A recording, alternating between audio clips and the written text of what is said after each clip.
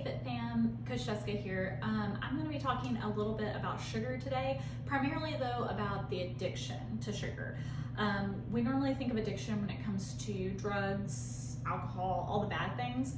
Well, bad sugars can also be addictive.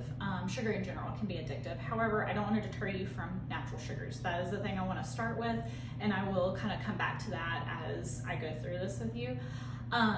But most people don't realize that sugar is actually quite addictive. There have been studies that have shown that it actually has more addictive properties than are actually required to be considered an addictive substance, such as like cocaine. In fact, there was an animal study done with rodents where the rodents were taught how to release sugar or a sugary substance, or cocaine, and they more often than not were going for the sugar actually over the cocaine, which was quite fascinating to me in that aspect. They actually, because of studies such as that, they found where sugar is actually 8 times more addictive than cocaine. It's because it is more of a natural situation. Cocaine, yes, it is a very addictive thing, such as other drugs, but for us as humans and basically as animals, we do crave those sweet things because they release a dopamine reaction. Dopamine is that thing that gets released when any kind of addictive substance enters the body, and when it comes to sugar, it releases that dopamine just the same. It releases the dopamine and gives that quick, instant high that we then strive to get again and again and again, and that kind of increases our sugar intake more and more because we keep trying to keep that sweet high. So if you find yourself with a sweet tooth, don't feel super bad here, but if you find yourself with that sweet tooth, it is because if you are especially getting those artificial sugars, you are getting that dopamine release and you are finding yourself acclimating your body more and more to the sugar, so it's wanting more because it takes more. Think of it almost like caffeine in a way too. So with that dopamine release, it releases in that pleasure part of the brain, and it just continues to want to be fed. But I don't tell you all this to scare you. Sugar is still actually a required thing for your body, primarily though those natural sugars. So that's the next point I kind of want to touch on is when you're going shopping, if you are somebody who's super health conscious, wonderful. However, even myself, I have to watch because things you are getting that you're thinking are on the healthier side. Yogurt is a big one. You're getting that to try to help yourself by getting a nice healthy snack, something to go into those smoothies. However, what we fail to realize is how much added sugar can actually be in yogurt. It's actually quite scary if you're looking at some of them. In fact, when it comes to yogurt, some yogurt can actually have as much sugar as a can of Coke, which is mind-boggling because you're trying to do something healthier, and then if you're adding fruit, which does have natural sugars, you're adding to the sugar intake. It doesn't take much to get well over the amount of sugar you're supposed to be taking in within a day by simply not paying attention to the labels of things. So that's where, honestly, I tell you all this because I want to encourage you to start reading those labels. Look at the backs of those, pasta sauce cans, those yogurt containers, because you'll notice it has natural sugar, but also has added sugar. The added sugar is the big one you want to avoid. Natural sugar, obviously, you want to monitor. However, you still need your natural sugars. You still need fruit. In fact, what most people kind of fail to realize is you want to get about 7 servings of fruits and vegetables every day. That does not mean, however, 7 servings of fruit. It means about 5 servings of vegetables and about 2 servings of fruit. But that varies from person to person. It is obviously based on your body type and how many calories you're supposed to be taking in a day. But it's mainly to be vigilant.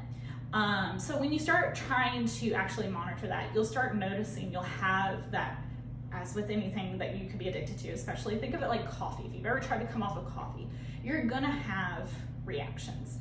You're gonna have that withdrawal symptoms. So things to kind of be aware of. Headaches, that's definitely a big one that will happen. the anxiety and depression that can kind of come with it. I know that seems kind of ominous, but if you've ever thought about it, if you've ever been someone who's tried to take away caffeine, such as like if you're trying to cut back on coffee or something like that, you'll find yourself maybe getting sad because you're missing that cup of coffee, or you might get anxious because you feel like you need the caffeine. The same thing can happen with sugar. You'll find maybe restless sleep, just all these normal addictive withdrawal qualities you'll start noticing if you start cutting back that sugar. That's why it's really recommended to cut the sugar back in a kind of slow and steady pace.